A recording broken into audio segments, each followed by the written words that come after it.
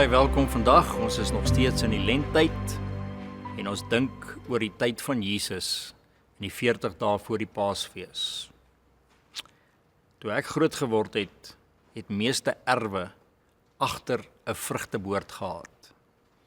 En wanneer dit tyd vir hierdie vrugte is om ryp te wees, dan het ons as 'n familie begin vrugte inlê.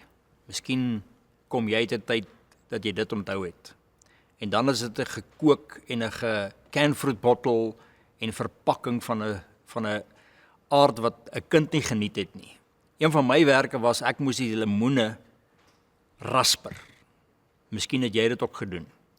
Nou die probleem met 'n lemoenrasper is, die rasper is skurf, en as jy nie kyk wat jy doen nie, dan vang daai rasper jou net hierso, en hy maak jou stikkend.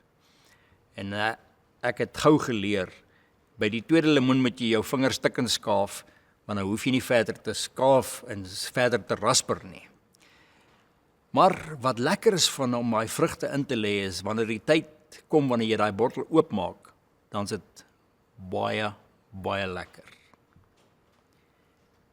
In hierdie tyd van lent vra God vir ons om vrugte te produseer in ons lewens.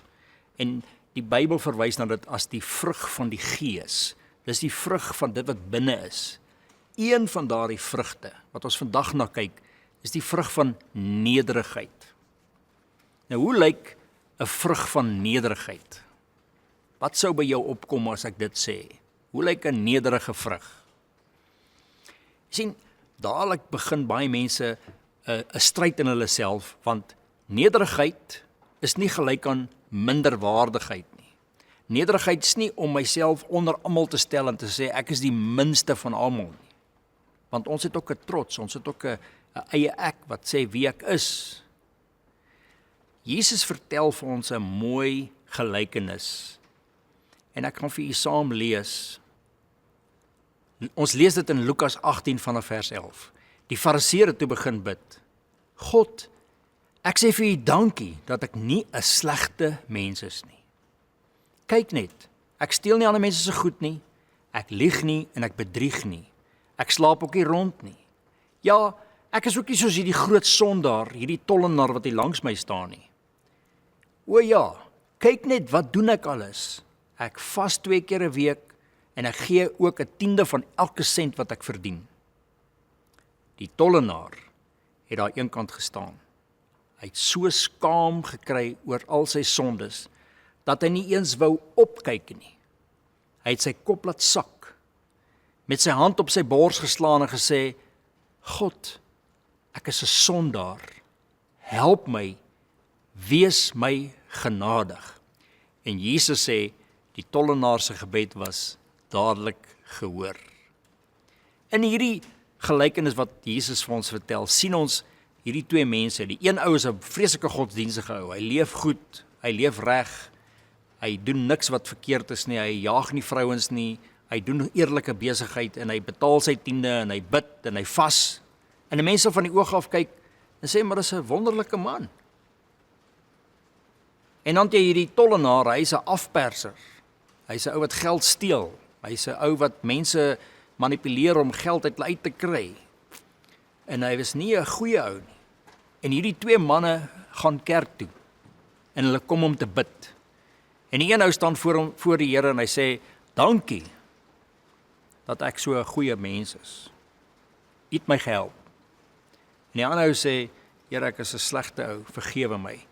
En die ou wat sê, ek is sleg, hy word gehoor, die ander ou word nie gehoor nie. Wat gaan hier aan? Sien, Jesus sê, daar kort 'n vrug by die regverdige ou, die ou wat mooi leef. Hy kort 'n vrug en daai vrug is nederigheid. Die vrug wat hy produseer is een van hoogmoed. En God hou nie van daai vrug nie. Hy soek daai vrug van nederigheid. En nederigheid is om te weet wie jy is alles genade. Waarom moet mense 'n vrug produseer? Wat gebeur met 'n vrug? Nou ek onthou daai canfruit-bottels wat so in die kombuis op die rak gestaan het. Miskien het jy ook so groot geword. Hulle het niks beteken tot jy hulle afhaal, oopmaak en hulle eet nie. 'n Vrug beteken eintlik net iets wanneer jy dit eet. En nou sê God, As jy 'n gelowige wil wees, as jy agter Jesus wil aanloop, as jy soos hy wil wees, moet jy vrug produseer. Maar die vrug is nie vir jou nie. Jy kan tog nie die vrug wat jy produseer self eet nie. So as jy iets soos nederigheid as 'n vrug in jou lewe produseer, vir wie produseer jy dit? Wie moet dit eet? Nie jouself nie. En nie God nie. Die vrug is vir die mense om jou.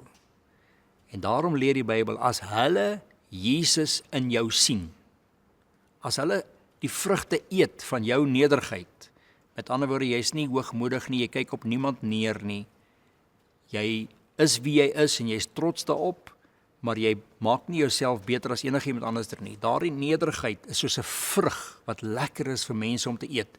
En dan sien hulle Jesus, hulle proe Jesus in jou lewe. En daarom sê die Bybel, ons moet nederigheid produseer. Daarom sê Jesus vir sy disippels, moenie veg oor wie is die belangrikste nie. Leef reg. Kom ons bid saam. Hemelvader, dankie dat U Gees in ons woon.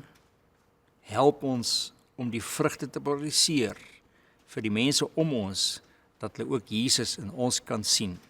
En in hierdie tyd van lent, help ons om hierdie vrug suksesvol in ons lewens te kan produseer. Amen.